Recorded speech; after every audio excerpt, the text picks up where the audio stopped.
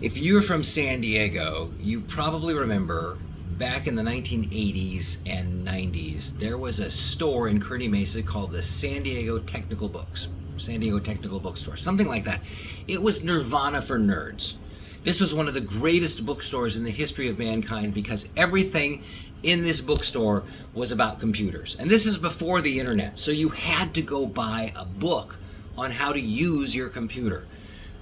Something that's near and dear to my heart. Now, of course, the internet and Google killed the computer book publishing industry, and most of the technical stuff now, especially for programming, is being killed by Stack Overflow, which is sad. But I still have a collection of books. Now, I've thrown away, and I hate to say that, but books do become obsolete on technology. Books only last a while. Even the stores like Goodwill and St. Vinny's, they won't take a computer book if it's older than 18 months.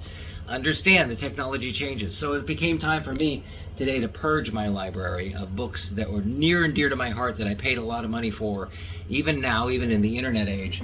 So I got rid of a lot of things like the Raspberry Pi book. Unfortunately, it's old. It doesn't do the Raspberry Pi. The JavaScript, the good parts.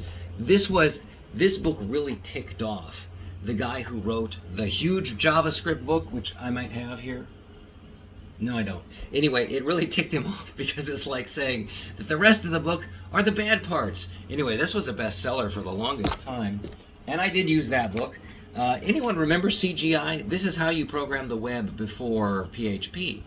And so this book, I don't need that anymore.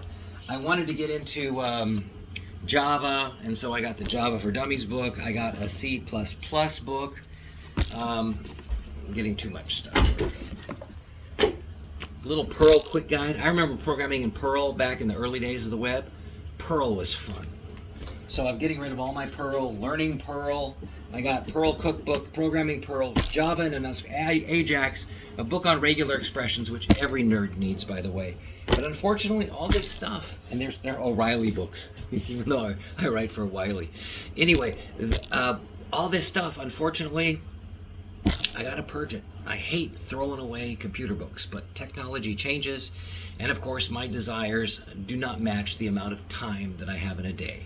So it's purge day here, Dan Gukin's office, and when you throw away my books, think of me fondly. Thanks.